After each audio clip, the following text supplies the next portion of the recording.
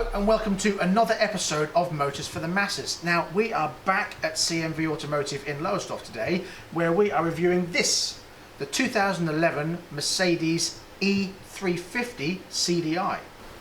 Now this one has the 3-litre CDI V6 engine, which develops 228 brake horsepower and 398 pounds-foot of torque, which means it gets you from 0 to 60 in 6.9 seconds, which is a 0.4 second improvement over the old model.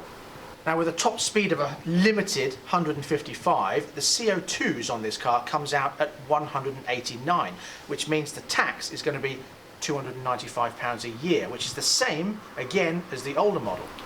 Now prices for this car start at £41,000 and go right up to £51,000 depending on the level of trim you want. This 2011 model is actually for sale at £16,995, so you can see in 5 years the price really does come down.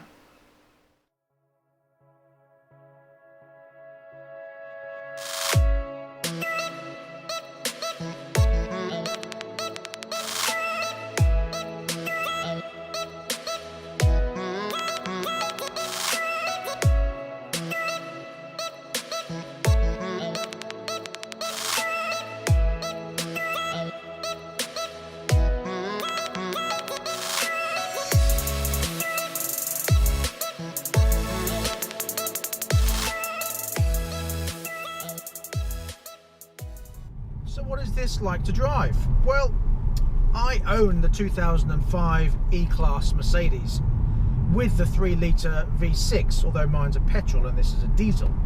So inside, all this feels very familiar. You can see it's a Mercedes. You know, the switches are all very similar. They're in the same position. It's still got the foot brake rather than the handbrake with the release down the side here. There are some differences. The seat adjustment is on the door rather than down here on the actual seat itself. And everything feels newer, which obviously as it should do. Now when I say that, what I mean is you've got the nice screen, which I've got a screen as well in my one, but this one is up here in a much better position. And you've got this command control switch down here rather than actually having to touch on the screen. You've also got the roof controls in here, which means you can have the roof down when you want. It's a bit cold outside, but we'll get the roof down in a minute. Now, being the sport model means that you've got extra support on the seats. Now, by that I mean you've got 4 little roller switches down the side of the seat here, and what they do is that as you roll them around, it adjusts the lumbar support, the side, the back, and down the here around your bum, and it tightens the seat or loosens depending how you're driving. Now if you're driving for comfort mode, you loosen them, you relax, it's very comfortable. If you're feeling a bit sporty, you just tighten them up and it grips you, so when you take corners you don't go sliding out into the door. Not that you would anyway. The seats themselves are leather and do feel very comfortable. Personally, I think they're not as comfortable as the former model, but they're still not uncomfortable, you know, they're nice. It's what you'd expect from a manufacturer like Mercedes. Everything is very refined, very quiet, very comfortable, and just a nice place to be. I do like how they've changed the steering wheel. You've got a flat bottom steering wheel and paddle shifters. Now again, when we get on the dual carriageway, we'll try that out. Now this, like the 2016 CLS model we reviewed before, has that Linguatronic system. You do need to be an expert to understand it and have some time to get to know it, which we don't have today, but it's not actually that bad once you get to understand all the controls. So you do have the system like you had before in the CLS model. You've got the economy mode, you've got the manual mode, and you've got the sport mode. So we are going to push this button here, take it out of economy, stick it into sport, and see what it does. So we are cruising now at a nice 40 miles an hour. Put your foot down. picks up quite nicely. Then what we're going to do is we're going to take it out of that and we're going to stick it in manual. In manual mode, you can hear it in the gear.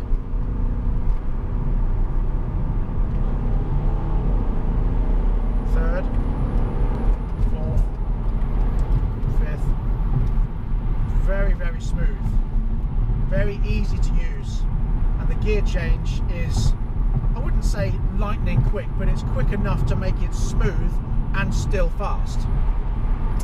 That's impressive. I like that. That's one thing my model doesn't have, and something that they've upgraded in this model. A very nice touch. I like that. Even though you've got a diesel under the bonnet, still have a bit of fun. Again, like the older version, it still comes with the 7-speed gearbox. Obviously, gear 7 is more of a cruising gear, but you can hardly hear it running, and you would never know it's a diesel. Really very impressed. Now, I've never really wanted a diesel myself. I've always thought, I like petrol, they're faster, they're nicer, but I'm changing my mind. You know, diesels are the way forward. You've still got a lot of power. Obviously, with petrol you don't get the turbos usually. With the diesels you do, and it makes quite a bit of difference. Here we go, look, second gear, third gear, fourth gear, fifth gear, and you can't feel it change gear. It's just do do do do do. There's no jerk or nothing. It's lovely.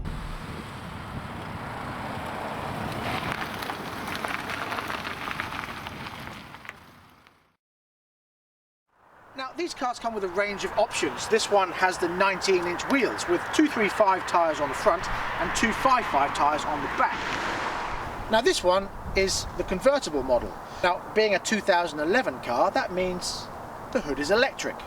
Now, let's see how quick it is.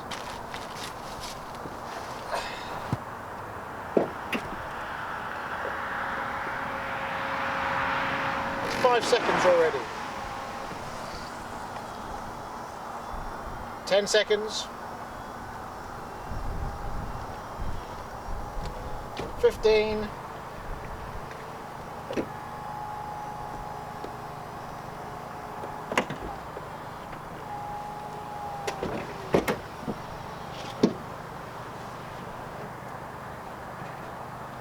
exactly 30 seconds. That's not too bad.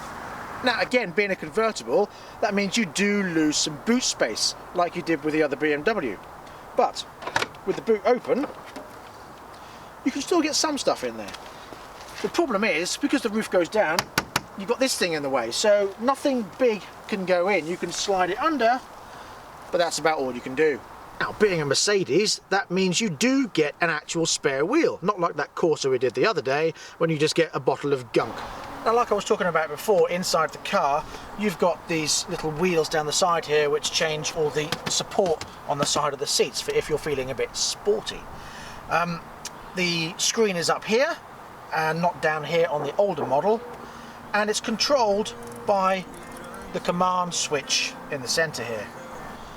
The roof controls are in here, and it's all very easy and accessible, and when you're sitting in the seat, it feels like you don't have to stretch for anything. Everything is right at your fingertips, which is really good. You've still got all the creature comforts: telephone, Bluetooth, sat nav, radio, CD player, DVD player, and everything is just very Mercedes. It is familiar, but it's still superb quality. Now, when you open the bonnet, you see what you expect to see: an engine cover. Like most cars these days, you don't get to see very much. It's just a V6 engine with a nice cover. What more can you say? Being a German car of quality, you do get extra little touches. Now, one of these is these little vents in the back of the headrest here, which means if you've got the roof down and it's a bit chilly, you can still get some warm air on the back of your neck. You also get them in the back of the seats, blowing up at the rear passengers. Also, you get this. A button that pushes the rear headrests and the rear diffuser up or down. It also pushes the front diffuser up. You can't see it from within the cab, but it blows the air over the top. Just that extra little touch to stop wind blowing around the cabin.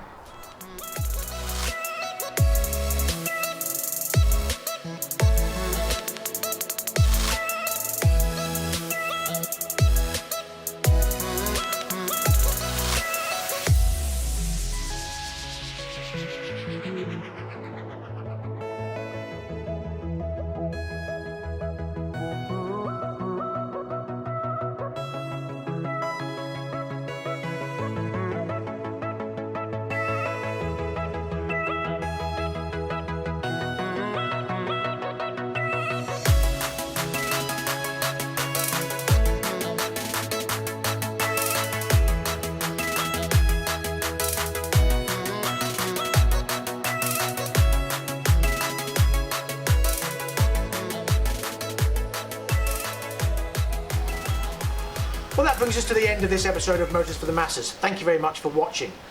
Please subscribe, like and share this video, and please tune in next time when we'll be back with another car. In fact, we'll be back with this. Until then, thank you, please drive carefully, but have fun. Bye-bye.